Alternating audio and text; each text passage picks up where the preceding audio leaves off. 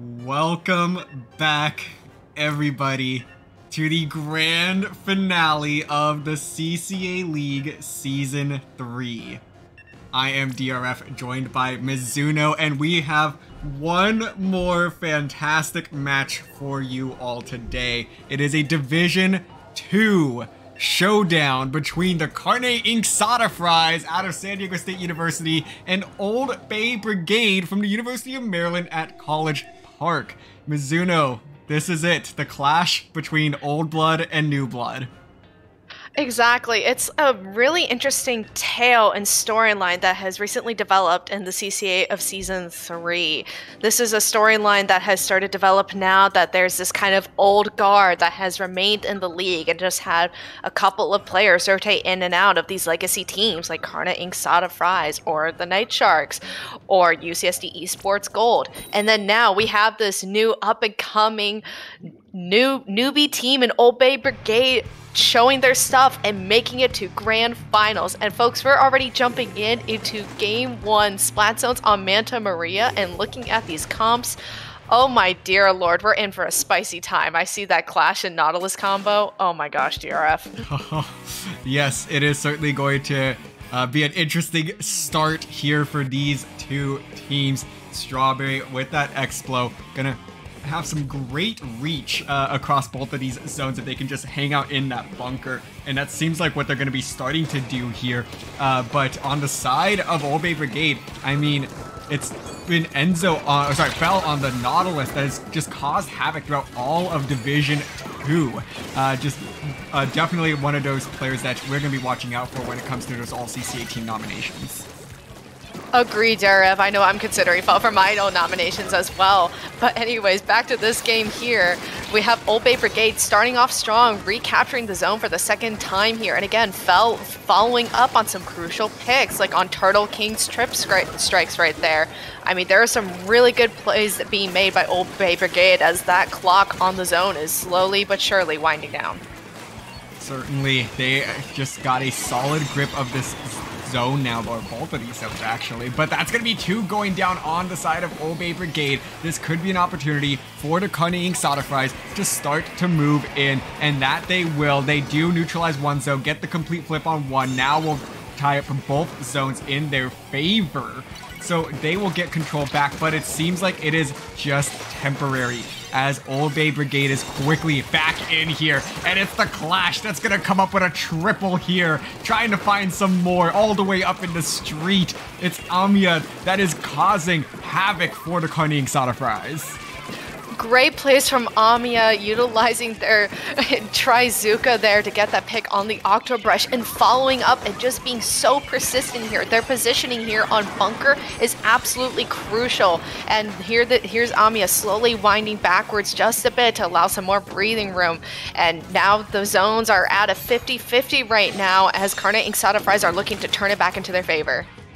Oh, and here comes a jump. A great find there by Insano Cat to be able to just camp that bunker and just pop out right at the exact moment that they needed to. And now they're going to pop the Zipcaster as well, able to find a second pick. And now all the way up in the street, trying to return the favor that Amiya had paid them just moments ago. So now it's going to be Carne Inksada Fries that are searching for the lead here.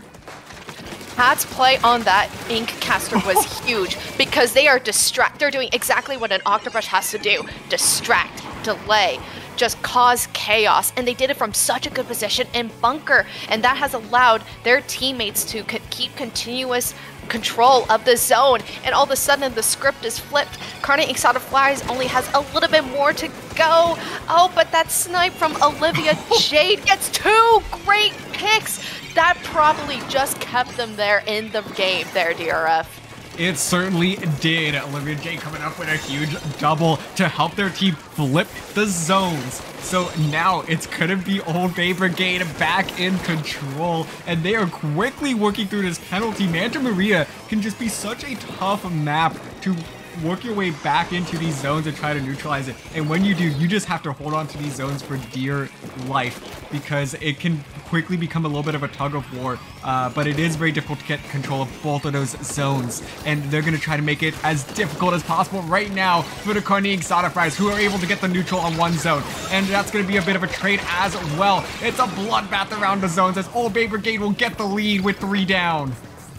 What some great plays there by Old Bay Brigade there as they finally allow the clocks to wind down into their favor and securing game number 1 in this best of 9 set.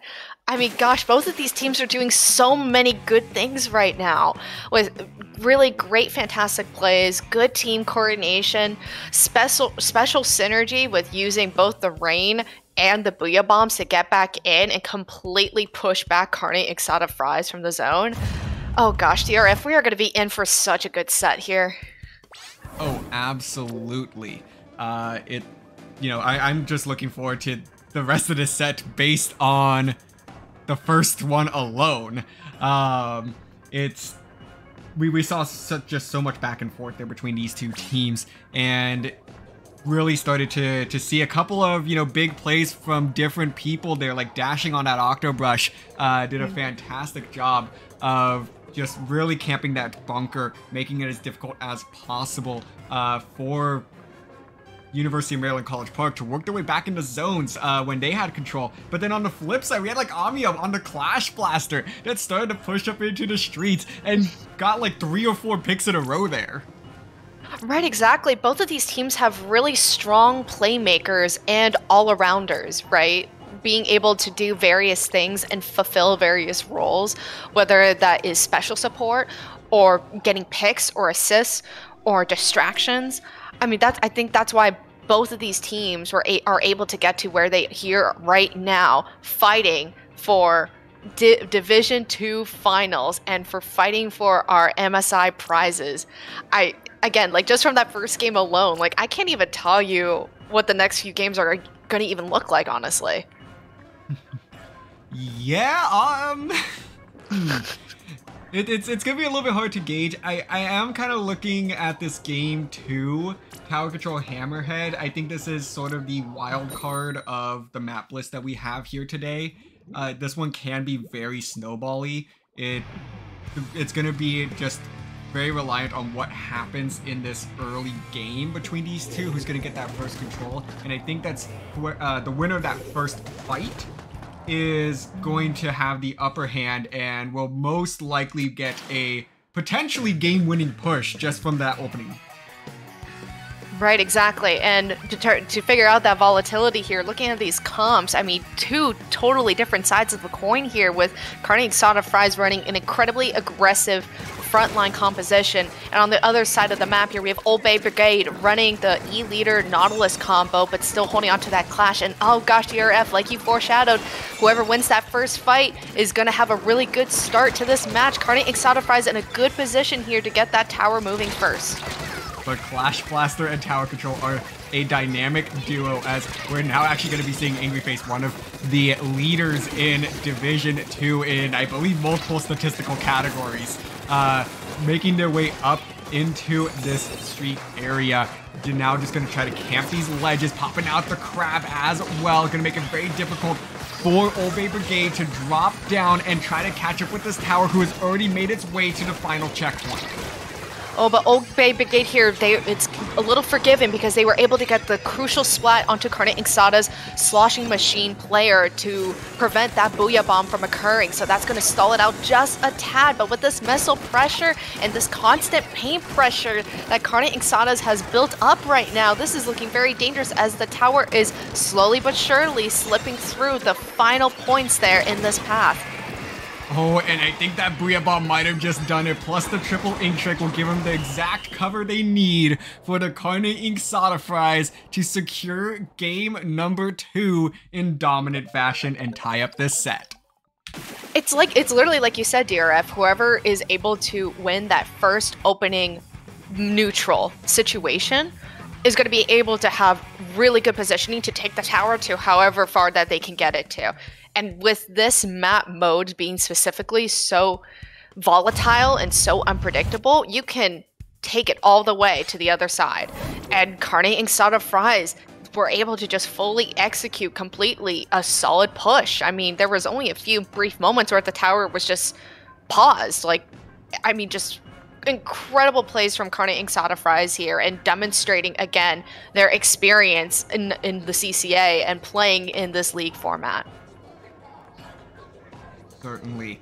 And now we're going to start to pivot towards Game 3, which, again, is a little bit of a wild card, but for a slightly different reason. Rainmaker Sturgeon Shipyard is a fantastic map mode combo that I don't think is, you know, controversial in any way or shape or form, but this is the first time that this map mode has appeared all season long.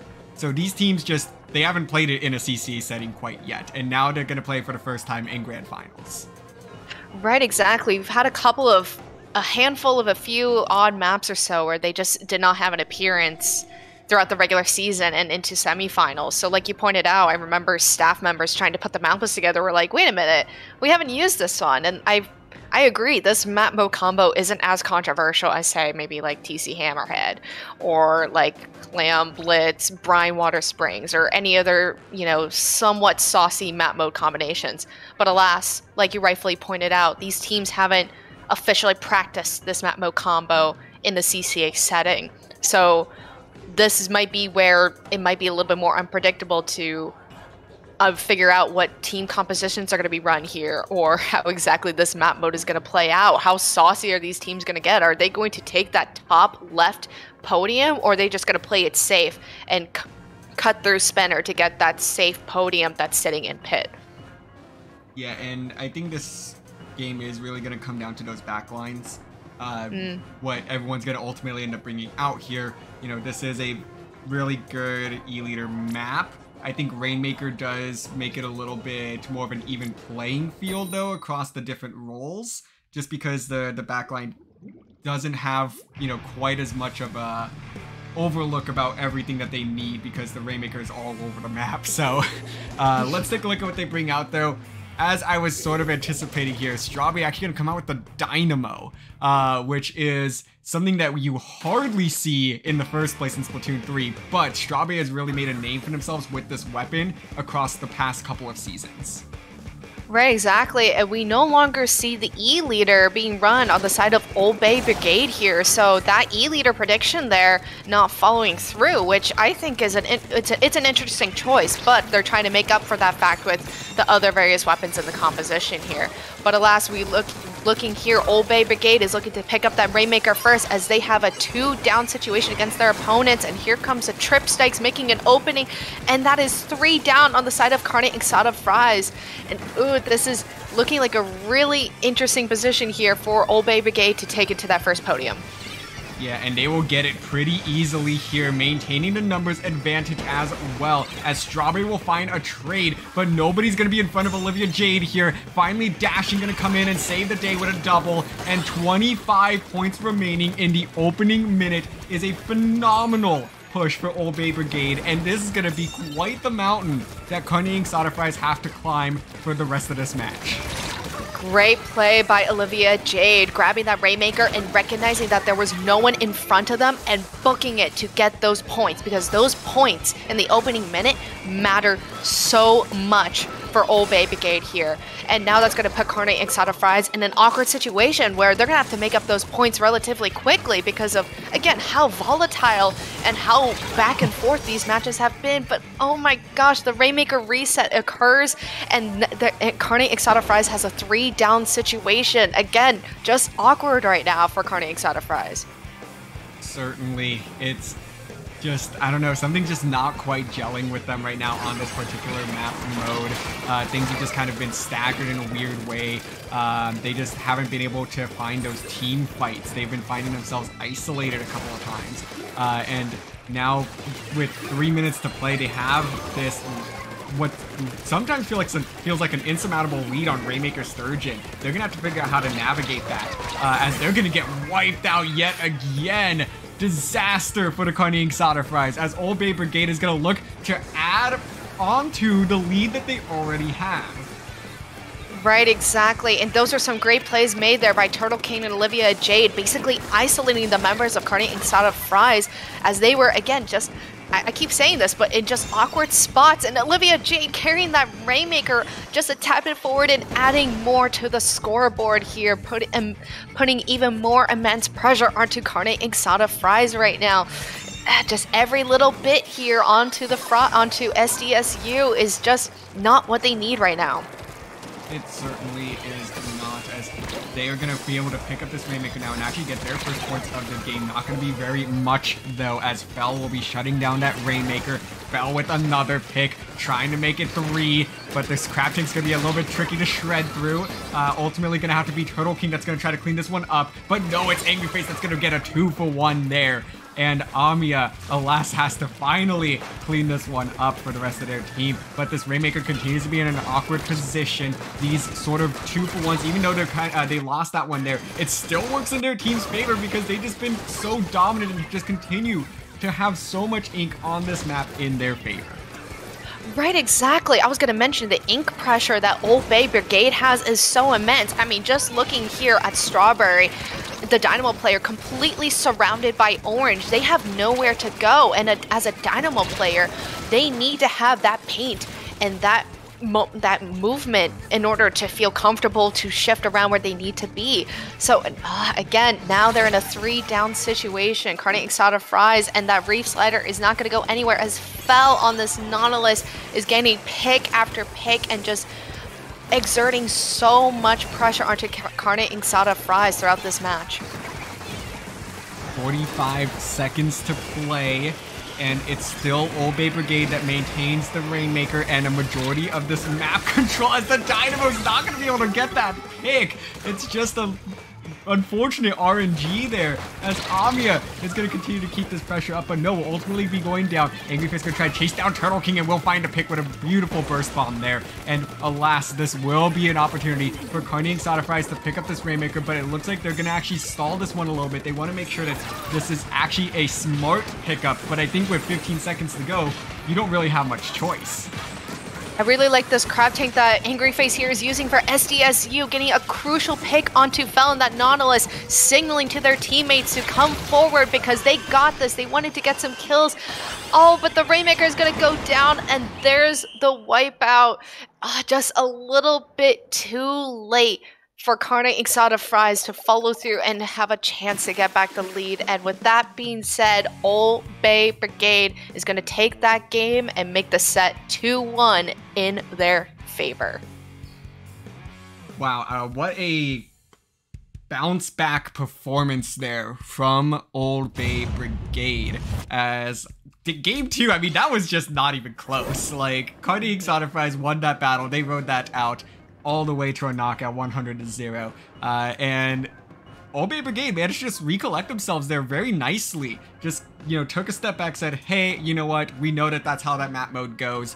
Don't sweat it. We're going to go ahead and just continue to play the game that we know. And they delivered there in game number 3. Now take the series lead 2-1.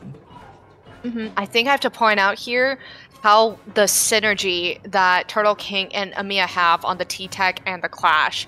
Having that combination plus in game 1 on Splat Zone's Manta Maria, they work really well off of each other, surprisingly. And I see multiple points during that match where they were able to get these key opportunities where they were able to isolate or take advantage of Carne Inksada Fries' poor positioning or awkward staggered respawns, are able to get some good kills or good assists in. And I think if Carne Inksada Fries want to have a chance to bounce back in this set and still keep toe-to-toe with their opponent here in Old Bay Brigade, I think they're going to have to find some ways to tackle Amiya and Turtle King's combination and synergy and try to cancel it out as much as possible. Certainly, and I do want to shout out here that Amiya does lead their team in average assists. Definitely, I think that kind of makes sense with that Clash Blaster that we've been seeing time and time again. So I think that will be a focal point here, as well as trying to enable Angry Face to be the best player that they can be, because they lead the division in multiple categories, like I believe paint and specials and KAD ratio by far, actually. So they need to figure out a way to get Angry Face back into this game here and to get them into the positions that allow them to pursue the greatness that we've known them for so far this season. Right, exactly. And with the start of this match here, Carne Inksada Fries looking to make some ground here, enabling some of these players to do something with that crab tank. But again, kind of in an awkward spot where the crab tank isn't able to fully be able to utilize their positioning and that pressure. And this is just a very interesting neutral in mid right now because not much is just happening except Carne Inksada Fries is slowly being stiff-armed out of mid, and it's just Angry Face here on that splash, slowly retreating back to their basket and preparing for a push from Old Bay Brigade. So here's the first power climb. They do have 10 more to their name, but Strawberry doing a fantastic job here of just holding them back, and this will be a one-and-done push. An excellent defensive effort there by the Carne Inksada Fries. They only got one kill there, but the pressure alone was enough to send Old Bay Brigade reeling back down the ramp and off of the platform, and now they're gonna have to try to get their plans together once again for another push. They still maintain a lot of center control, so that's very possible. Right, exactly. I think Carne Inksada Fries got a little bit lucky there too because Old Bay Brigade, I think, was a little hasty with their push because they were only having maybe a handful of specials to work with, and that's not very sustainable for a Clan Blitz push on this map mode combo. Oh, but oh, DRF, this is the moment for Carne Inksada Fries. They have a 3-down situation. It's just Olivia Jade on that blob holding them back. And now we see a lot more pink on the field, and this is and right as I say that, the script flips right as I say that, and now all of a sudden Carne Inksada Fries is down, staggered respawns yet again, and that green has slowly returned back onto mid. Certainly, as this continues to be a back and forth game between these two teams. Although it seems like Old Bay Brigade does a lot of times retain this favor, but honestly, they're just kind of trading doubles and triples back and forth right now. So I think it's really going to be whoever gets that first clean wipeout is going to be able to get a push that is much more sustainable. Old Bay Brigade, of course, has the lead right now, but I don't think that's going to stand by any means. Right, exactly. But oh, I just saw dashing there on that T-Tech go down to a crab tank from Old Bay Brigade, which was a really great play there. And you see Amiya down there trying to put some pressure on that ledge. I mean, I just feel like Old Bay Brigade is just able to find ways just to push back just a tad bit more than Carne Inksada Fries. Oh, but this may be the opportunity here is to go down on both sides. I keep saying that, but it's just, again, this back and forth constant tug-of-war. Neither team is really giving in at this point. And I think that's part of the beauty of Clan Blitz on Museum. It's basically a much friendlier version of Mincemeat Clams, where it's so difficult to get to that basket, but it's still doable. I mean, you have a couple of direct avenues there, but it does take quite a bit of special coordination and a few picks on your side to be able to get there, unless you can get one very sneaky play, but even then, that's very, very tough and something that no team tends to rely on here. Right, exactly. And Old Bay Brigade here is kind of looking for that opportunity there, trying to use that trip strikes to make some room because they have 2 balls in their hands, 40 potential points that they can put on the board, but they are not finding those open windows of opportunity to sneak those in because Carne Inksada Fries, they're able to hold on just a bit longer that they need to, just a bit more than they need to. Oh, but this might be the situation that Old Bay Brigade needs because now they have a 3-down situation with just the machine left alive, just being able to hold on, and there goes the basket. But they only got 1 power clam in. The second just fell shy. And that's going to be a missed opportunity. But wait, no, someone's under the basket and they got it in. It's Amiya coming in clutch here to bring this score down to 47 remaining with 30 seconds to go. And that very well could be a game-winning push now. Amiya with the very sneaky, stealthy play there, and I swear this happens all the time in CCA. Here comes Amiya again on that Clash Blaster alongside with Fel. They are looking to put some more pressure on this basket with the final seconds remaining because Carne Inksada Fries, they only have Pity and a handful of clams that need to work with at this moment as we are heading into overtime. Fel very smartly gonna get rid of that power clam. You don't need it at this stage. At this point, you need defense. And that's exactly what they're gonna do as a team effort here. And the jumps are coming in. And this game is effectively over as Dashing's the only one that's coming out of spawn. It's not enough time to get to the power clam. They're just going to go ahead and jump out, call this one quits, and recollect themselves for the next game. Oh, God. The Old Bay Brigade really played those last 30 seconds very well. I really liked a lot of their decision making and some of those shot calls, and I think that a lot of that has to do with Fel's own experience and competitive Splatoon as a whole. Wisely pointing out that they dropped the ball, they didn't need that anymore as they headed into overtime. Being able to stay back and recognize that the members of Carne Inksada Fries are going to be desperate, and you just have to let them come to you at the end of the day, right? You don't have to, you don't have to go to them at all. So great plays and great decision-making skills on the side of Old Bay Brigade that I'm really admiring. And this game is just way too good to hear. Like I could go on and on. Oh, certainly. It's even though the favor is starting to skew a little bit towards Old Bay Brigade's favor, I think that there is still room for Carne Inksada Fries to make the comeback here. They've been in every single one of these games, although Old Bay Brigade looked a little bit more dominant there in Game 4 than they had in the previous 3 games. So now with Splat Zone's Flounder Heights on deck, the Carne Inksada Fries need to figure out what worked for them in Game 2 that they can now try to bring back and leverage against the Old Bay Brigade, especially because they've been so reliant on this Clash Nautilus combo. How do you counter something like that? Right, exactly. And it's a really difficult combination, synergy pair to break. And it depends on what type of compositions that they do and kind of those shot calling and communication skills to recognize that, hey, we need to get rid of them straight up. Like, we need to we cannot have them be enabled during this match. And that can be possibly reflected by some of their choices here in their comps. Strawberry back on the Dynamo, hoping to exert some of that paint pressure. Dashing on the Octobrush, which I really like, bringing that back from Splat Zone's Manta Maria. I'm hoping this might be the perfect combo that they are looking for to help address that situation. And I do like Insano Cat switching over to this machine. I think that's going to work very well for them, as we do see the machine's exact purpose being put to use there. Getting a nice shot off of the many, many ledges that exist in this map. And now it's going to be the Carne Inksada Fries that get first control of the zone. And they're going to just start to push up here, try to maintain pressure and make it difficult for Old Bay Brigade to get back into this first zone. And they're doing that very well right now. This triple ink strike is going to cause the neutral for now, but it's still a very even situation numbers-wise.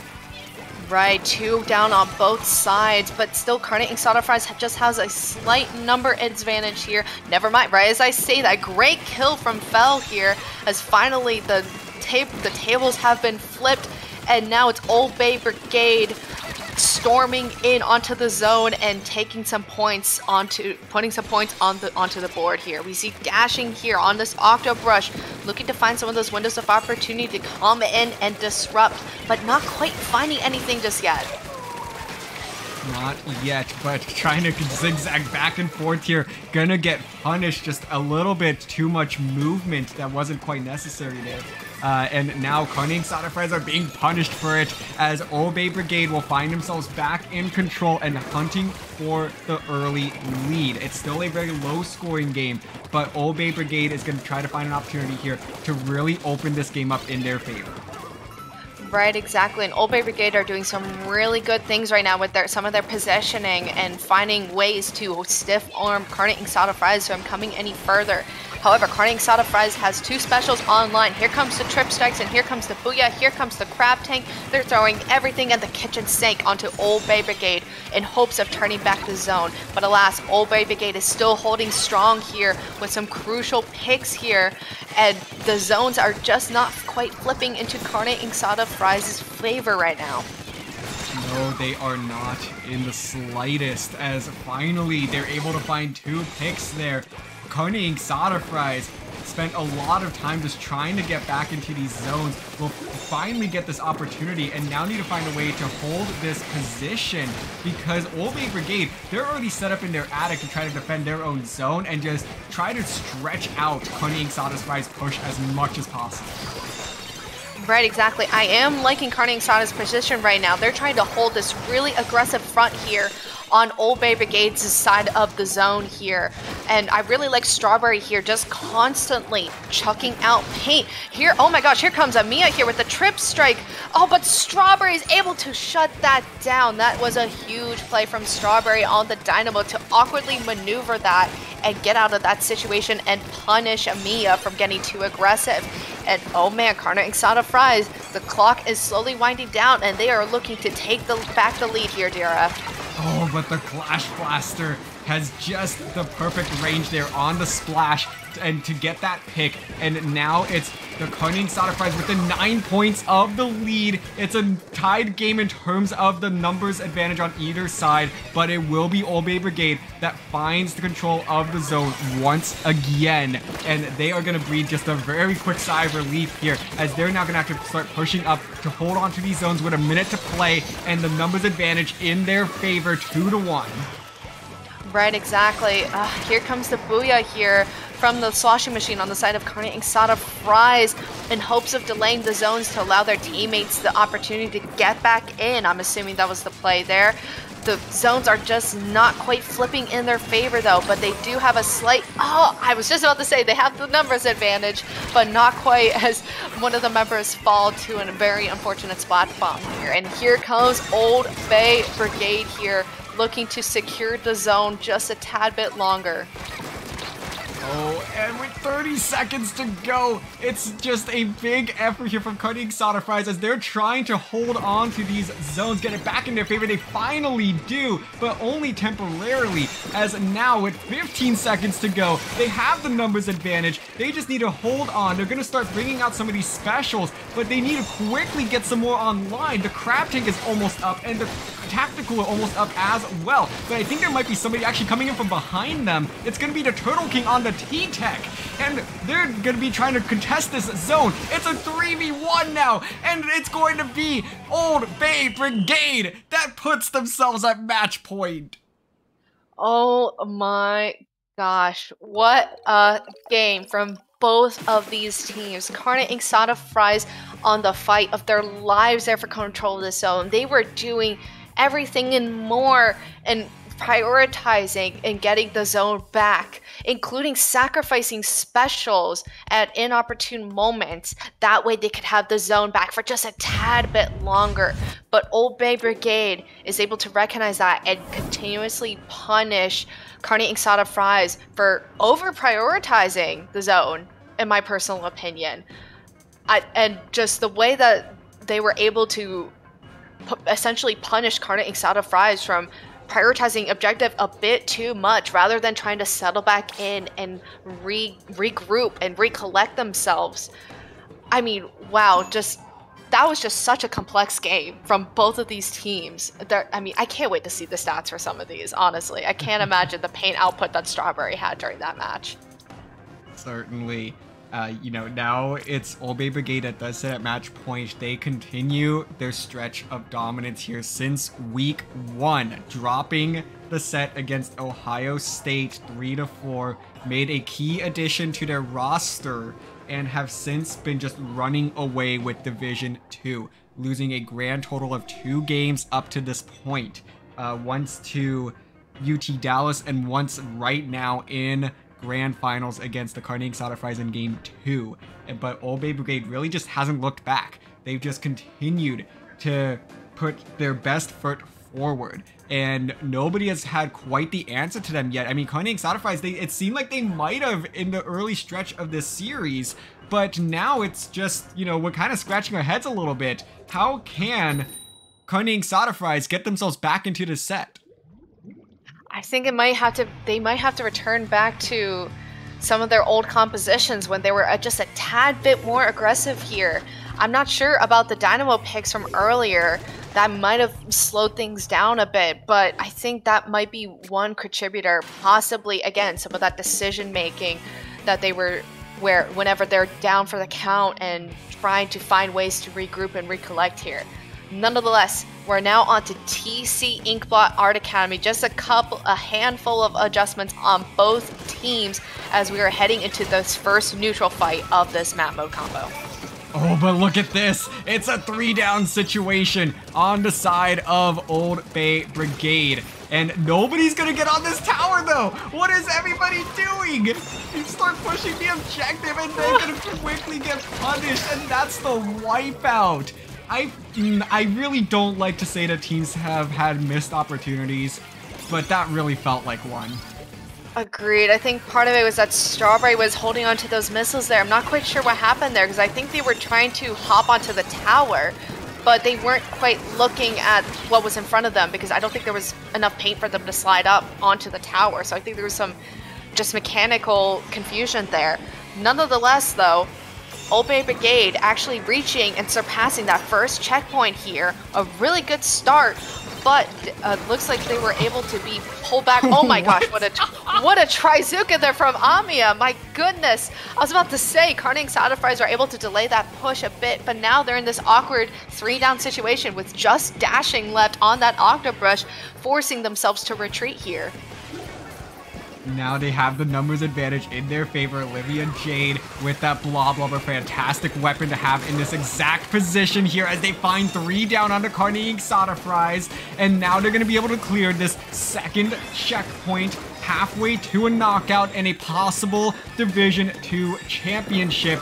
Continuing to stagger the members of the Carne Inksada Fries. 20 points remaining, and now this is Carne Inksada Fries' last stand. 10 points now. Will they be able to stop it in time? It looks like they'll be able to pause it just a little bit, but no, it's going to be 3 down on the side of the Carne Inksada Fries, and Old Bay Brigade will be your Division 2 champions. What? That tower just did not stop during that push. I mean, the moment that Carne Inksada Fries popped that crab tank and the crab tank went down from the Old Bay Brigade, it was over.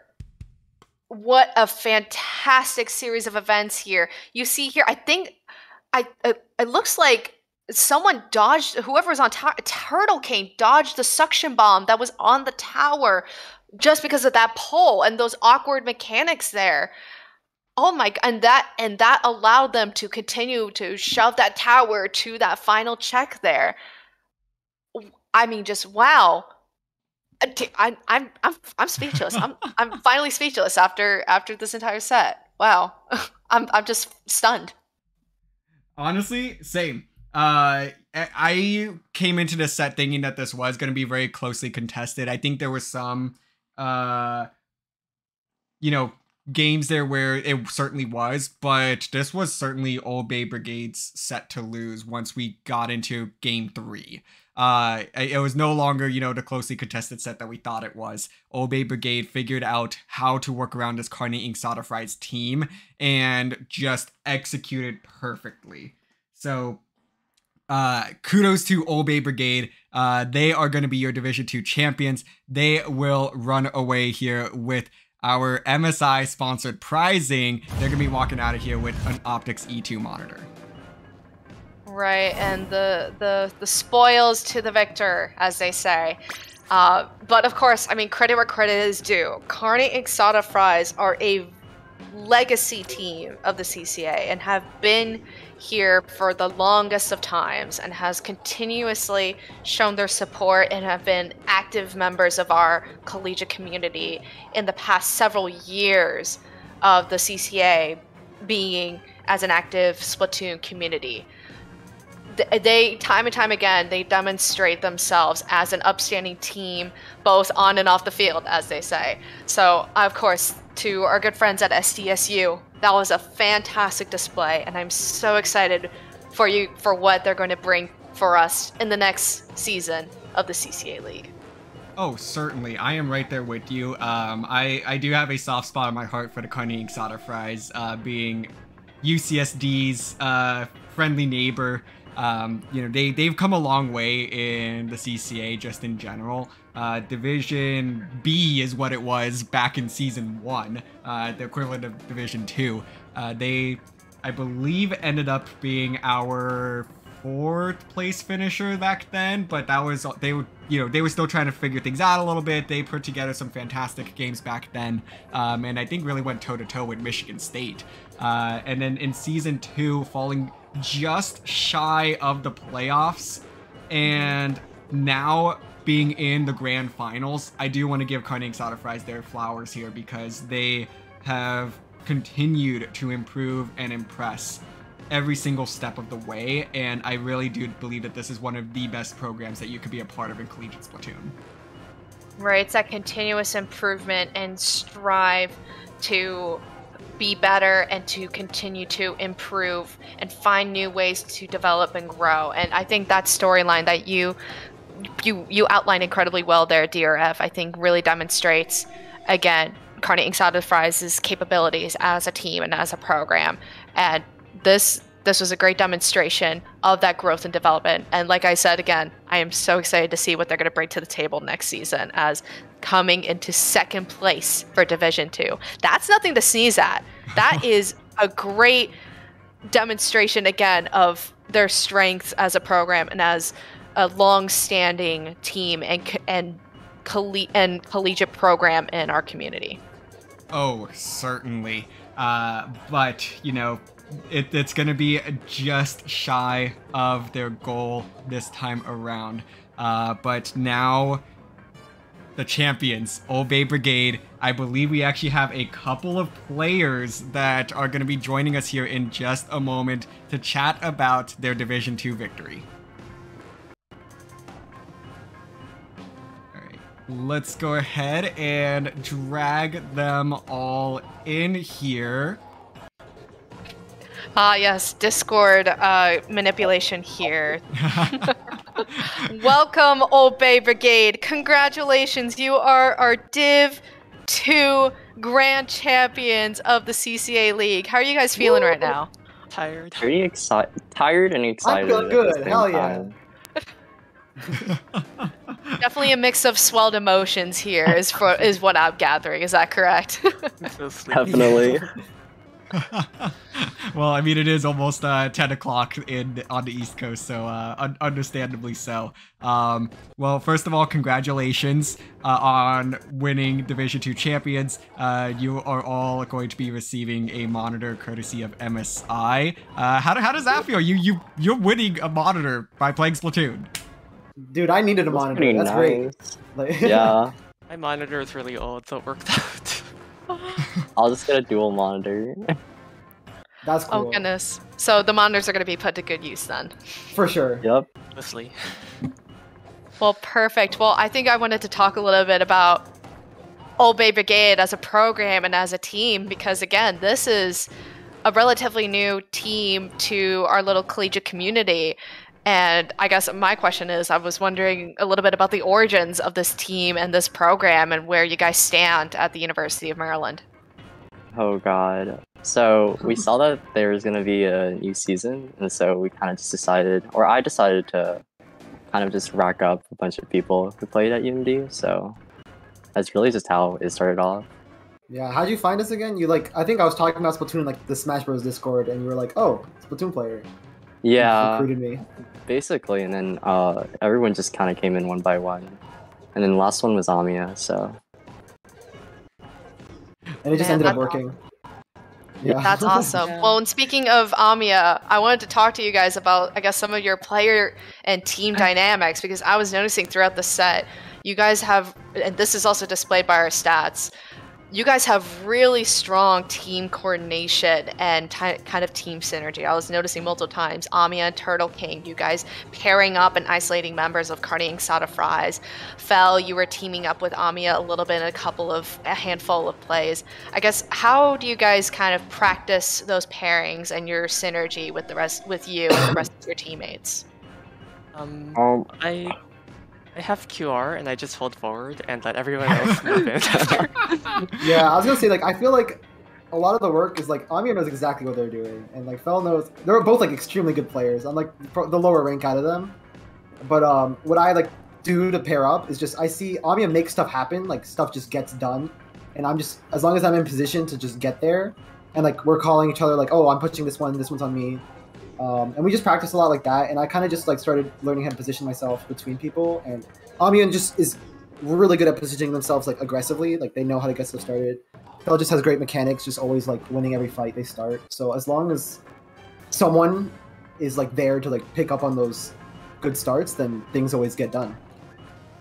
Yeah, and one way or another, we all have our weaknesses, and so we kind of just play off of that, and we try to support each other. So.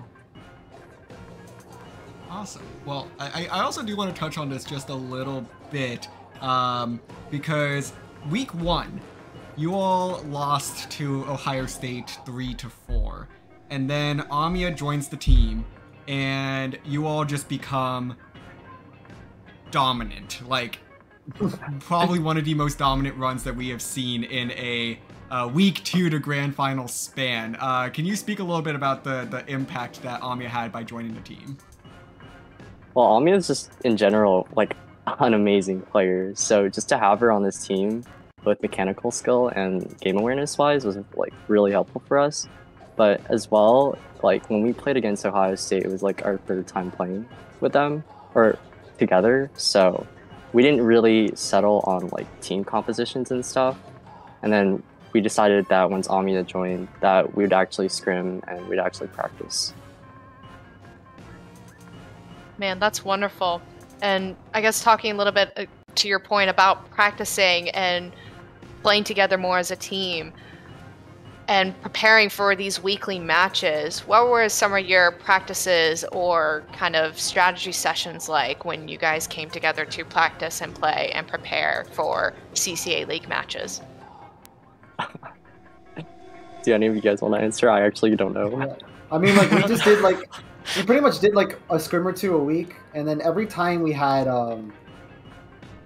just, like, problems in our games, we just talked a lot, like, between games, like, all right, what went wrong, whose weaknesses do we need to like, cover for? I think, a lot of stuff was, like, people were like, I need more paint, or I need more this to, like, fulfill my function. Like, everyone kind of has, like, that role they want to fulfill, and as long as the other team members are, like, enabling and covering for those roles, or, like, making sure to like tell each other in the middle of the game, hey, remember, like, this is how we should shot call, this is how we should don't feed, you know, just like standard like coordination stuff. It helped a lot to like just get things figured out in practice. And even when we were winning, like we were just talking about like, we're winning this scrim, but like it would be even better if like you would tell me when you push at this point, or if you would hit ouch when you die. So just so people help with awareness. Yeah, I think for comp especially, we don't have too much paint because we're running like Clash Not. So I think having Turtle pivot to more painting helped us a lot. Certainly. I mean, you all had like probably one of the most unconventional comps that we've seen in the CCA, and I mean, it's also this is the CCA where unconventional comps are king. Every team has something, you know, sort of weird, and we don't quite see the meta thrive in the same way. So that Nautilus Clash has proven to just be a dynamic duo all season long. Is that something that you sort of developed through the season, or is that just, hey, everyone play whatever weapon they're most comfortable with and it just conveniently worked together? Well, actually, yeah, we had to change up our comp at the start because, like, I know Amia plays Charger. I actually play more ballpoint or heavy, and so in the end, we actually did have 3 backlines. So oh yeah, Charles kinda, plays. Yeah. Our so we had player. Yeah.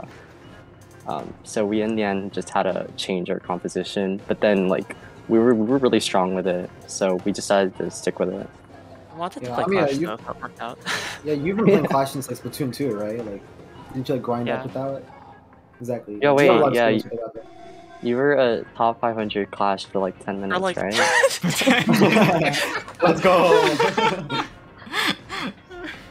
I mean, that's a crown of achievement that I would not be able to wave around. So credits to Amia there for 10 minutes of fame there for top 500. Round of applause for Amia there. Woo! Oh man.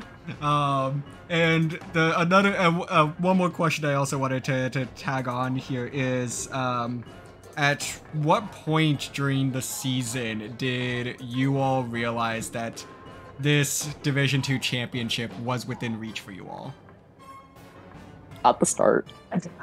Oh, Yeah. Okay. okay. Okay. So like that after, like- loss to OSU did not waver you at all. No, definitely not.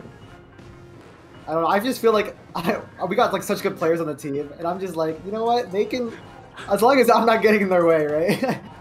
As long as I'm helping them out. Once we got like the second 4-0, I was like, all right. I think we got some good synergy going. So And did the you feel pieces just fell undefeated? together. Yeah, I guess so. We're definitely a bit shaky for the SDSU match, but like I think we just pulled ourselves together. We just adapted to what they had, and so yeah. Mm. Actually, talking a little bit about SDSU here. Earlier in the stream, we pointed out that this is a interesting matchup between kind of the old versus the new guard. If you're not aware, SDSU is kind of one of our legacy teams and has been around the CCA community since near foundations practically. They've participated in multiple leagues and seasons, tournaments, etc.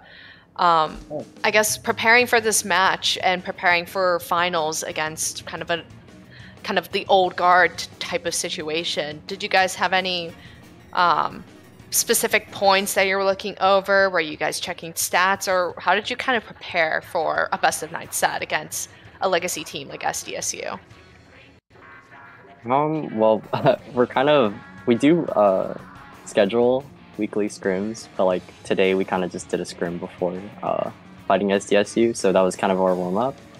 But other than that, we kind of just play how we want to. Oh, you do so much research on other teams, like. That's true. See, No, that's I do what I was do trying that. to poke out. That's what I was trying to draw out of you guys. There we Yeah. go. Yeah. Thank you, Before Turtle every King. set, like I'm just here, like I'm not super. I'm kind of new to the Splatoon competitive stuff. They definitely have more experience, but Fel will like be like, "Yo, this is the problem players on the enemy team. Here's some problem weapons on the enemy team. Like stuff to look out for," and it just gives us all an idea on like what to look for when we're getting to the next set. We were keeping an eye out for their splash, yeah. Yeah. Oh man. Well, at least for me, that is all of the questions that I had. Mizuno, did you have anything else to add?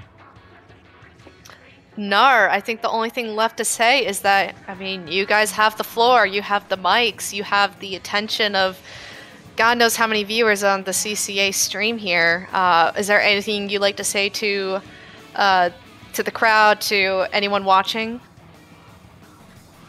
Well, thank you to the staff for hosting this. Like, we couldn't have done this without you guys. We Yeah, appreciate I it. just- Yeah, I It's just fun. think, yeah, a lot of fun. Like this collegiate thing, like first time being like a collegiate thing with competitive games, so it's super fun. And like, thanks for hosting, thanks for all the games, and everyone just like being able to play Splatoon with like a comp team is a lot more fun. It is always the best discovery. So real quick before you all go, by chance, are you supported by your university and/or esports program on campus? Unfortunately, we're not. No. They don't have a Boo. Splatoon channel in the official esports Discord. Yeah. Yeah, they have like League and Overwatch and stuff like that, but nothing Splatoon. Gotcha. so what I'm hearing is not yet. We're So trying. We're trying. We're trying. now you all have a very good case to go out there and say, hey, University of Maryland at College Park, you have a championship Splatoon team on your hands now, and there should be a little bit of support coming our way. Agreed. Hope. Well, thank you all once again. Go and celebrate as a team, and we will get you your monitor prizing to you as soon as we can. So, congratulations, everyone. Thank you so much. Thank you. I will celebrate by studying for an exam. Yes, how the it is, duality. that's how it is. But yeah, Take I mean, care, this was a great folks. break. This was fun. So thank you. Of course. Take of care, course. everyone. Take care. Well, Adios. that was the Old Bay Brigade team joining us there for a championship interview. So congratulations to them once again. So that is our match here, the Division 2 Grand Finals. Old Bay Brigade takes that 5-1. But that is certainly not it. Let's go ahead and take ourselves over to a live look-in at Splatoon tourney, where the Division 5 Grand Finals are still underway, and Bradley University is on the cusp of a championship. This is not that same stalemate, no pop game. You know, we're halfway through this now. Shink's even trying to push it even more, but finally going down. Coastal Squid Surge needs to find the ink and the space to get back into this, and they've got to find the clams. But Liz, there, sharking in the ink, going back up, getting another pick. And oh my god, that's a triple there, creating so much more space. Now just left with Peachy up. Peachy gonna be forced to back off. The Expo looks like it took the Greats to try to get the flank in. Jer now behind. I don't think they know Jer is there, gonna be able to follow it up. And they try to bomb Jer out, but Jer able to avoid it. Liz going in with these few extra clams, gonna see if they can keep that basket open a little bit longer. It's pushed to 7. Sat they need to find 3 more clams to take the win, but it looks like that is where that push is gonna come to an end. And now you have a 100-7 game, Saf. This could not be more different than what we saw at Clams Museum. And Liz already set up to make another push there. They try to get those picks that they have been game after game, but unfortunately go down there. Liz just again making these plays of the game, Saf. I am just utterly speechless. Yeah, and as right now, Toma, this could be Coastal Squid Surge's time to get back into this game right now. I mean, the clam economy is in their favor, but once again, you have Liz coming in with the flank, getting one pick, a crucial pick at that, with the ball holder going down. Peachy being the only one left alive once again, forced to jump out. Jair coming in with that power clam. Follow-up coming in from the mates of Bradley. Right now, they were able to get one, and you have Oven trying to look for the pick. They're able to get one. Ship damage on another, able to get 2, but the wipeout happens on Bradley. They were only able to get 1 more point down on that board. 45 seconds left to go, with Coastal Squid Surge needing to get some points onto this board right now. Toma needing to break this basket, but once again, you have Liz coming in with the flank, getting amazing double pick, taking the distraction away. Shink's able to go in and break that basket. Toma, I feel like we were watching an idea of X-Chai versus Liz and Shinx for these aggressive weapons being played out in this mid area, but once again, Bradley able to find success in breaking into that basket area time and time again. Bradley is the Division 5 champions here for the CCA this time. Saf, that was the Liz show going on there. That nearly all eyes on Liz. That entire match, just time after time after time, breaking in. Even, you know, you saw the Stamp getting some picks, and then Liz just following up excellently with there. And you see it just, they don't know that Liz is coming from behind. Every single time Liz going into that drop, Shinx finding the way forward off of Liz's picks, able to get the KO there. Saf, what incredible team synergy there. What incredible patience from Liz to know exactly saying, hey, like, I'm gonna wait here in this corner in this drop, and once they're forward, once I can kind of get behind them and I can get that poke onto them, that's when we're gonna rush it in. That's when we're gonna get these scores going. And we saw so many great moments, especially up there in the basket, where Liz was pulling attention away towards those greats, towards the right hand side, and that allowed Jer and the other members of Bradley's to continue that push, to continue to get some more clams, and while the other members were trying to take Liz down. And that there is just how you continue to get that score pumped up and up and up, even though they didn't necessarily have a whole lot of clams in their possession as soon as that basket broke. Absolutely. And one other thing too I want to point out, it's like you said, Liz was in a 1 versus 3 situation for at least 10 seconds. And that is a long time to survive in a 1 versus 3 situation. They completely took the attention away from the basket to give Bradley enough opportunity to just throw more clams in and just extend that lead so far. Well played by Bradley, and well played by Coastal Squid Surge as well. Vapor, do you have any thoughts on what we were just watching? I mean, it's like Toma said, the Liz show. Yeah, if you want a highlight reel, Liz made one for you just with this set alone. Like, Liz popped off. Liz was the game maker for, not even game maker, but set maker for Bradley in this time. They're leading you all the way up. Take that championship. Here you go. Like, life could Bradley dream. That they drove all the way through the season. They went 5-0 out of groups, and they took that momentum. They took it through playoffs. They're able to get the win here in finals over Coastal Squid Surge with the 5-3 victory. Absolutely fantastic set there. But that is going to be closing us off for the night here on Splatoon Tourney.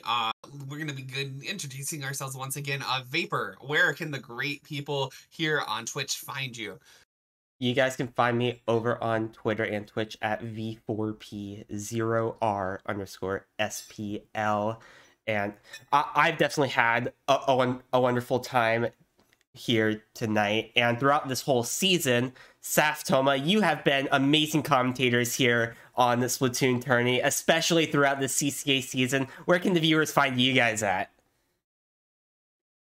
You can find me on Twitter. That's at Safirea. That's 2 P's, 2 A's.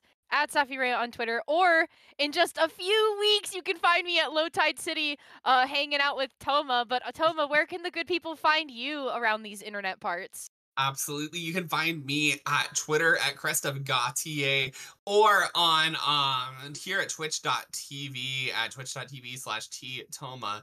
And that's going to be wrapping us up for the night here on CCA. Once again, huge thanks to all the CCA staff and teams this season for putting on such a wonderful show. I know that Saf and I absolutely had a blast every single Sunday here, getting to commentate some great matches with some absolutely fantastic teams. But I believe that with this, we're going to be wrapping up, and I believe we're going to be heading over to the CCA channel for a little bit of a season wrap up with DRF and Mizuno, two of the wonderful, amazing CCA staff who've worked so hard to put on a great league for these teams. Vapor, what details do you want to give us for that as we're about to head on over there? Hey, I know it's been a long season. We have to give props and credit to all the staff members in CCA that has helped us throughout this whole entire season. I don't know much what's going on over there, so you're going to have to stick by and see what's going on. Awesome. Thank you, everybody, tonight for tuning into Splatoon Tourney, and stick around for this raid as we head on over to the CCA main channel.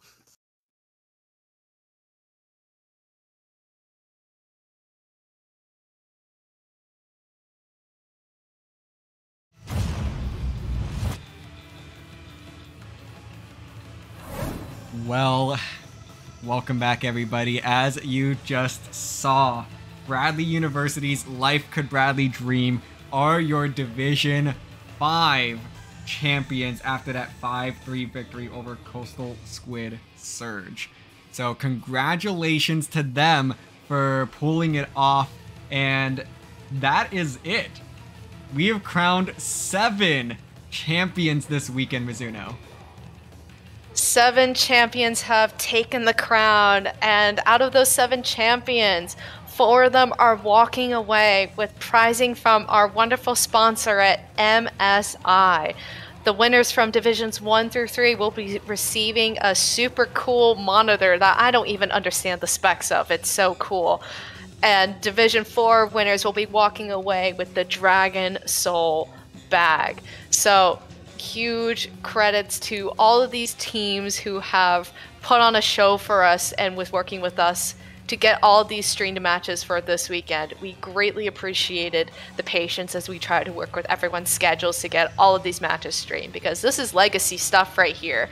This is going into the record books, and we wanted to have video footage of what has occurred here this past weekend. Oh, certainly. I mean, this season alone, I did the math last weekend, and I've already forgotten how many matches it was that we've streamed. I believe it was breaking 70 or something along those lines, if I can just get the numbers very quickly here, actually. 73 matches through the semifinals. So plus the 3 matches from Div 1 yesterday and 6 other champions on top of one third place match. So 83 matches is what was covered in the CCA this season. That is crazy. Woof. That's a lot of streaming. And of course, I mean, we could have not done this by ourselves. A lot of this work and effort has been greatly been influenced by so many people who have been involved with this project this entire season. And we must give a huge thank you to so many people involved this season, because this season was one of a kind, and this could have not been done without all the wonderful people that helped us create this season the way that it is. Certainly. I mean, we'll start with just the producer since we're talking about streaming. From Falco to Vapor to Neptune to Jorian, all four of those have been a massive, massive help in covering 83 matches this season, which is, in my humble opinion here, unprecedented in the Splatoon community. When have we ever received, coverage like that? I mean, I feel like Falco covered 83 matches by himself in Ludi, which is insane. At least we were able to split that work up a little bit. Right, exactly. And of course, those streams wouldn't be supported without the amazing commentators that we have had, both from supplied from the CCA and from Splatoon tourneys streams. We cannot thank you enough for the dozens of commentators we have worked with in this season and helped bring these games to life. Absolutely. And on top of that, the stats team is another group that I want to be able to shout out here. They have been putting in every single match played this season into the sheet that you will find in the chat right now. That it was a team of like 15 of us that were on top of that. And a very special shout out to Hoken from the Night Sharks at the University of Central Florida for designing the sheet this season. Took the cute little sheet that I had and exploded it into every possible stat that you can think of. It's absolutely crazy what that guy was able to pull off for us. Agreed. I think all the credit is due to Hoken for the stat sheet and for all the work and effort that has been put into creating a presentation that is beyond stats, truly. We hope that this project will help elevate the broader Splatoon competitive community into bringing statistics to the forefront as a metric of measuring how teams are performing, as well as elevating just overall community standards. So again, the gratitude has to be extended to Hoken from the Night Sharks and to the rest of our wonderful stats team who have contributed to this amazing project this season. Certainly, and just last, I guess a couple more shout outs here. One to all of our staff for everything that they've done this season. A lot of our new staff members jumped headfirst into this project that they have never, really been a part of it anyway, and took the challenge head on and helped produce a magical season for us here. And then a special shout out to the staff that have stuck with us through the years. And a special shout out to EJ, who's in chat right now, for being the main person for all of these overlays and whatnot as well. Thank you, EJ. All right, folks, I think that's going to do it on our end. But before we go, I want to also extend a huge gratitude. DRF did this yesterday, so screw you. Thank you, DRF, for being the best co-head TO ever. Working with you this season has been wonderful, and I can't wait to do it again next season. It's been an absolute pleasure that you've been so wonderful to help lead all these crazy projects on, and it's been absolutely wonderful. Let's do it again. Likewise, Mizuno. Definitely helped keep my sanity in check this season, and could not have imagined to have done this with anyone else by my side on this one. So thank you. And lastly, thank you all who continue to watch us week after week, tournament after tournament, and for all the college students that participate in our season as well. We wouldn't be a community without you all. and we're just going to continue to grow from here and hopefully bring you all a bigger and better league in the fall. Mizuno, any other parting words before we plug ourselves? I think, again, just thank you to the wonderful players of this community who come back season after season, old and new. We greatly appreciate working with you all, and we hope that sentiment can also be extended to us. We hope to continuously help you build a better scene for you guys to play in and better support for you and your programs at your respective schools. That's a promise I do want to keep. So thank you all. We truly appreciate our players in this scene. Thank you. We really do. Mizuno, go ahead and plug yourself real quick before we sign off. Agreed, DRF folks. You can find me on both Twitter and Twitch at mizu_in0. DRF, how about yourself?